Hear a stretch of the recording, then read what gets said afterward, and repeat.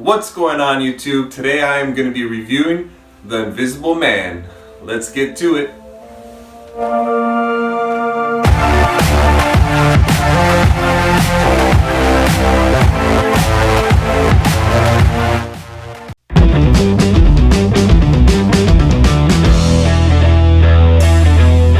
Welcome to 13th Planet. I'm your leader, Jason X.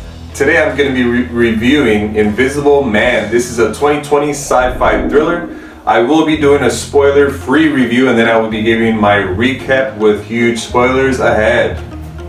Now, this movie does play with your mind very well. It felt like I was playing a video game or something. I was paying such close attention to the sounds and constantly looking over the corners of the screen, looking for little signs or clues that the Invisible Man was around.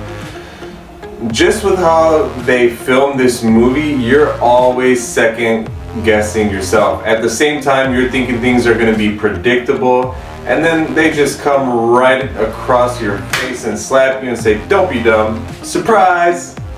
It was all done very well. There were a few questionable things that happened in the story, but nothing that kills it. This movie got me super excited for any upcoming monster movies that they might be looking to do. You know, I would totally love to see a Frankenstein, the Wolfman, or even the Creature of the Black Lagoon would be pretty awesome.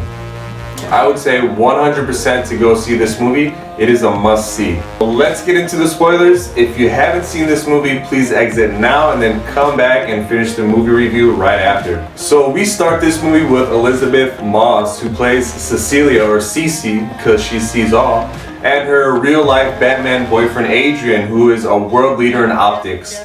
She gets out of bed and starts packing a bag so she can sneak out of the mansion as if she's in a high-security prison break. Her sister Emily picks her up outside the house and she gets in the car. She drops her prescription of diazepam, which is a medication that helps treat anxiety. The two sisters share a couple of words, but they are very quickly interrupted by her boyfriend Adrian, who comes running straight at the car, breaking the window with his bare hand.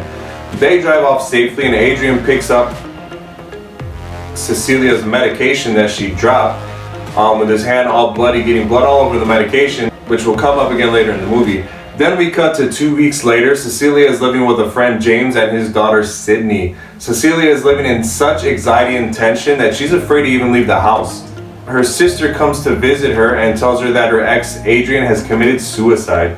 Cecilia receives a letter and finds it strange since nobody knows where she's living. She opens the letter and it's from Adrian's brother Tom. Cecilia and her sister Alice go to meet with him, and Tom basically reads his brother's will. Being that Adrian had a huge trust, he's leaving $5 million to Cecilia, paid in increments of $100,000 a month as long as she doesn't commit any crimes, felonies, and remains mentally stable. All seems good now as Cecilia enjoys a little moment of happiness spending some of that cash. Cecilia starts cooking dinner and she walks away momentarily, and as she's gone, the temperature starts to rise on its own and causes a fire. A few moments after that, Cecilia is just hanging out and chilling. She starts to hear strange noises, and as all good scary movies do, she goes to check it out. She goes to see what's going on, and the front door opens on its own. She goes outside to investigate, and it's super cold out where you can see her breath. She fails to realize that there's a breath also standing behind her. The fun continues as she's sleeping. Her and Sydney share a bed. All of a sudden, the sheets come flying off of her, and she becomes super paranoid that her boyfriend's in the room. And this is really where all the fun really starts to begin. She throws the sheets over a chair that's in the corner because she thinks that he might be sitting there, but luckily for her, he's not. As she pulls the sheets off that chair, it gets snagged on something, so she takes a look down, and she sees footprints on the sheets. The footprint starts walking towards her, and it's on. The next day, Cecilia has a job interview for a big architecture company called Ruler. Original or meh? After a few standard interview questions, our interviewer asks to see some of her work. As she pulls out her portfolio and opens it, she sees that her portfolio has been completely emptied out. None of her work is there. She tries to stand up and starts getting dizzy, but she can only take a few steps before she passes out. So of course she goes to see a doctor to get some work done just to make sure everything's okay. She goes home to take a shower. When she comes out, she finds the prescription medication that she had dropped at Adrian's house in our opening sequence.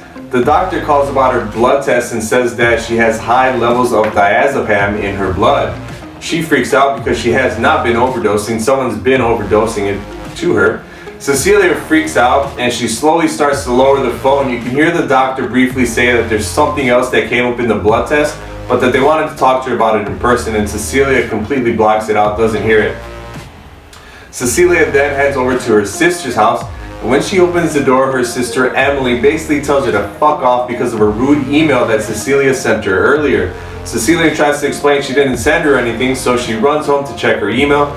She sees the email that was sent to her sister stating such thing as, you're so suffocating and I wish it was you who died instead of Adrian. So that night, Cecilia is in her room crying in the fetal position, and Sydney comes to try to cheer her up and says they should have a girls' night. Out of nowhere, while they're talking, Sydney gets drop kicked in the face or something, falls to the ground. Her father James hears, he comes and rushes in. Sydney says that Cecilia hit her and takes Sydney away, leaving Cecilia home alone. Cecilia has the bright idea to call her ex's cell phone, and she can hear vibrating right above her in the attic. She heads up to the attic to find a phone in the corner along with photos of her sleeping in the house, a knife, and her sketches that she was missing for her interview. Then on her ex's phone, she gets a text message from an unknown number saying, "Surprised?" She looks down at the attic, at the ladder that she used to climb up, throws a gallon of paint on there to reveal that her ex is standing there. They get into a pretty cool fight, and Cecilia runs outside, calls herself an Uber, and heads back to her ex Adrian's house. She gets to the house, she heads straight for the basement where she finds an invisible suit. She packs it up and puts it in her little hiding spot that apparently Adrian has no idea about because the house is that damn big. Her ex then comes home, she manages to escape and meets up her sister for dinner. Now this next scene was one of my favorite scenes just because of how crazy it was and how unpredictable it was. So the two of them are sitting at a restaurant and Cecilia is trying to explain everything to her sister. As they're sitting there, we get a quick glimpse of a floating knife. It flies across the table, cutting the throat of Emily and then jumping straight into Cecilia's hands. Cecilia gets arrested and taken to a treatment center. She of course tries to explain the story to the police officers, who are now just thinking that she's some crazy murderous bitch. A nurse then visits her and brings up her blood test again. She asks if Cecilia knew that she was pregnant. Cecilia is in total shock because she was taking birth control the whole time because she did not want to have that man's baby. Then Tom, Adrian's brother, comes to pay her a visit to give her some bad news. He tells her that because she has committed murder and everyone thinks that she's now a crazy bitch, she will no longer be receiving the money. Tom tells her he can make all her trouble disappear under one condition. She has to have the baby and go live happily ever after with Adrian. He also says that Adrian knew the whole time that she was taking birth control and swapped the pills out. That's why she's pregnant. She of course gets mad, throws all the paperwork on the floor, and while Tom's picking up the paperwork, she steals a pen from his briefcase. That night, Cecilia tells Adrian that she will not have the baby and he will not get her. She goes and takes the pen and starts to slit her wrist, and of course Adrian gets in the way to stop her. She ends up stabbing him a couple times, and this causes his suit to malfunction. Adrian escapes the room, and now that his suit is malfunctioning, he's coming in and out of visibility, so he has no choice but to take out all the guards on his way out. This guy takes out so many guards, I literally lost count. It was pretty amazing, kind of cool to see. Adrian tells Cecilia that if she doesn't play by the rules, he's not going to hurt her, but he's going to hurt everyone that she loves. Says that Sydney is next, and off he goes. Cecilia grabs a gun from one of the downed guards, hijacks a car, and makes her way. Unfortunately, James gets to the house first. He gets beaten half to death by Adrian, just to be saved by Cecilia, who puts about 6 shots into his chest. And they go to unmask this faceless ghoul, and the movie takes a twist. It's Tom, Adrian's brother. What the The police go to Adrian's house to find him beat up and tied up in a little room. Cecilia thinks it's all a setup, still convinced her ex was behind everything up until the last minute. So Cecilia goes to her ex's house to make things right. Really, she went with James, the cop, and a wire attached to get a confession out of him. But he doesn't crack, he doesn't break. He says his brother was behind it all along. She then gets up to use the restroom, goes to her secret stash where she had, stashed the invisible suit earlier, puts that bad boy on, goes back to the dinner table, and just cuts Adrian's throat, making it look like a suicide. Elisabeth Moss, does your back hurt? Let's just start by talking about the girl who carried the team, Elisabeth Moss. She has been stepping it up with Us and now Invisible Man. I always remember her for having sex with Russell Brand and Jonah Hill. It is so cool watching her evolve and take on these massive roles.